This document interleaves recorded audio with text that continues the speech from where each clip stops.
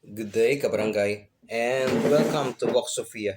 And today, I would like to share with you another Latin expression which is inspiring. It runs acta non verba. Ibig sabihin, action.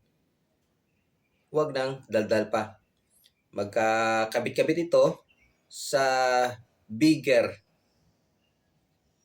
pananaw ng mga philosopher. It says, stop arguing who or what is a good Christian.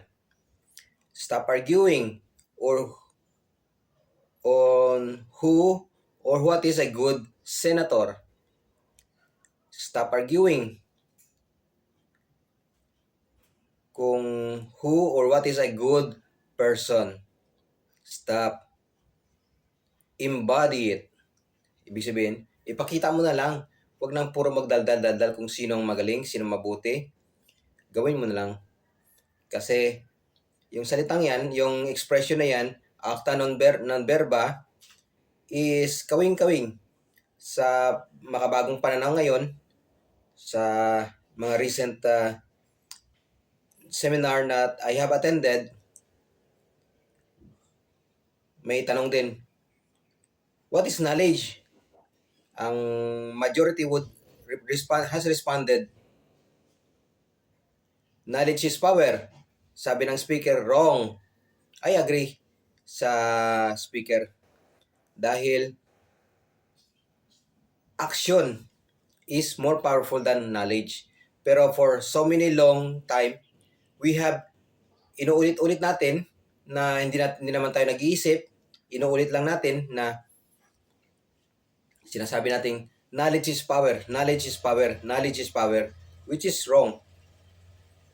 Kahit na 1,000,000 mo mang sabihin yan, mali pa rin yun.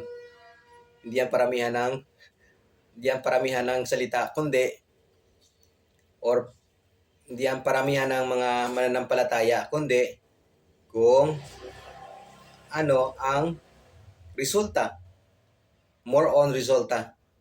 Hindi sa mga daldal-daldal, hindi ngawa, kundi nasa gawa.